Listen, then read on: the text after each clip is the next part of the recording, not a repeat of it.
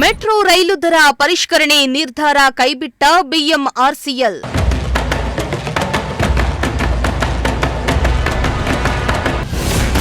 ಇಂದಿನಿಂದ ಜಾರಿಯಾಗಬೇಕಾಗಿದ್ದ ಮೆಟ್ರೋ ದರ ಏರಿಕೆಗೆ ಬಿತ್ತು ಬ್ರೇಕ್.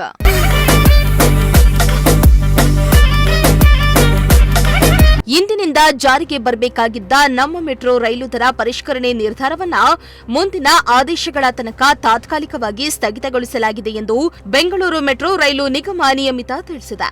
ಬಿಎಂಆರ್ಸಿಎಲ್ ಸಾರ್ವಜನಿಕ ಸಂಪರ್ಕಾಧಿಕಾರಿ ಪ್ರಕಟಣೆ ಮೂಲಕ ಈ ಮಾಹಿತಿಯನ್ನ ನೀಡಿದ್ದಾರೆ.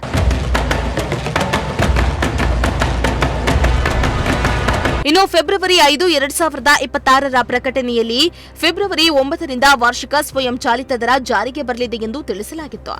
ಆದರೆ ಈ ನಿರ್ಧಾರವನ್ನ ಮುಂದಿನ ಆದೇಶಗಳ ತನಕ ತಾತ್ಕಾಲಿಕವಾಗಿ ತಡೆಹಿಡಿಯಲಾಗಿದೆ. ನಿರ್ದೇಶಕರ ಮಂಡಳಿಯ ಪರಿಶೀಲನೆ ಬಳಿಕ ಪರಿಷ್ಕೃತ ದರದ ಕುರಿತು ಅಂತಿಮ ನಿರ್ಧಾರವನ್ನ ಪ್ರಕಟಿಸಲಾಗುವುದು. ಬಿಎಂಆರ್ಸಿಎಲ್ ಬೆಂಗಳೂರು ನಾಗರಿಕರಿಗೆ ಸುರಕ್ಷಿತ, ನಂಬಿಕಸ್ಥ ಮತ್ತು ಕೈಗೆಟುಕುವ ಮೆಟ್ರೋ ಸೇವೆಗಳನ್ನು ಒದಗಿಸಲು ಸದಾ ಬದ್ಧವಾಗಿವೆ ಎಂದು ತಿಳಿಸಲಾಗಿದೆ.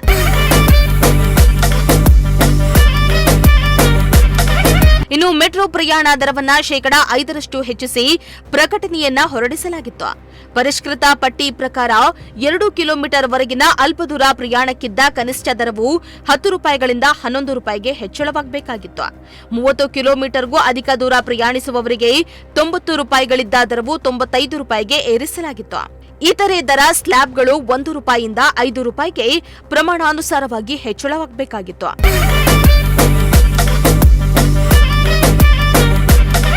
ಇನ್ನು ಮೆಟ್ರೋ ದರ ಏರಿಕೆಯ ಕುರಿತು ಕಾಂಗ್ರೆಸ್ ಹಾಗೂ ಬಿಜೆಪಿ ನಡುವೆ ರಾಜಕೀಯ ಜಟಾಪಟಿಗೆ ಕಾರಣ ಆಗಿತ್ತು. ದರ ಹೆಚ್ಚಳದಲ್ಲಿ ರಾಜ್ಯ ಸರ್ಕಾರದ ಪಾತ್ರ ಇಲ್ಲ ಎಂದು CM Siddaramaiah, DCM DK Shivakumar ಸೇರಿದಂತೆ ಇತರೆ ಸಚಿವರು ಹೇಳಿದ್ರು. ಕೇಂದ್ರ ಸರ್ಕಾರದ ವಸತಿ ಮತ್ತು ನಗರ ವ್ಯವಹಾರಗಳ ಸಚಿವಾಲಯ ರಚಿಸಿದ ಸ್ವತಂತ್ರ ದರ ನಿಗದಿ ಸಮಿತಿ ಈ ದರಗಳನ್ನು ನಿರ್ಧರಿಸುತ್ತೆ ಎಂದು ತಿಳಿಸಿದ್ರು. ಆದರೆ ಸಿಎಂ ಸಿದ್ದರಾಮಯ್ಯ ಕೂಡಲೇ ದರ ನಿಗದಿ ಸಮಿತಿ ರಚನೆಗಾಗಿ ಕೇಂದ್ರ ಸರ್ಕಾರಕ್ಕೆ ಪತ್ರ ಬರೆದು ಮೆಟ್ರೋ ದರ ಏರಿಕೆಯನ್ನ ತಡೆಹಿಡಿಬೇಕೆಂದು ಸಂಸದ ತೇಜಸ್ವಿ ಸೂರ್ಯ ಆಗ್ರಹಿಸಿದ್ರು.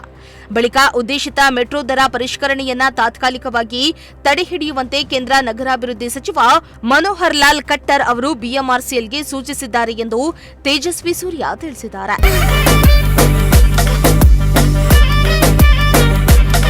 ಇನ್ನು ಈ ವೇಳೆ ಫೇರ್ ಹೈಕ್ ಬೇಡ ಅನ್ನೋ ಪ್ರಿಂಟೆಡ್ ಟಿ ಶರ್ಟ್ ಅನ್ನ ಧರಿಸಿದ ಸಂಸದ ತೇಜಸ್ವಿ ಸೂರ್ಯ ಸಿಎಂ ಹಾಗೂ ಸರ್ಕಾರದ ವಿರುದ್ಧ ಹರಿಹಾಯ್ದ್ರು. ಇದೀಗ ಬಿಎಂಆರ್ಸಿಎಲ್ ಮೆಟ್ರೋ ದರ ಹೆಚ್ಚಳಕ್ಕೆ ತಾತ್ಕಾಲಿಕವಾಗಿ ಬ್ರೇಕ್ ಬಿದ್ದಿದೆ. Bureau report, Prajashakti TV.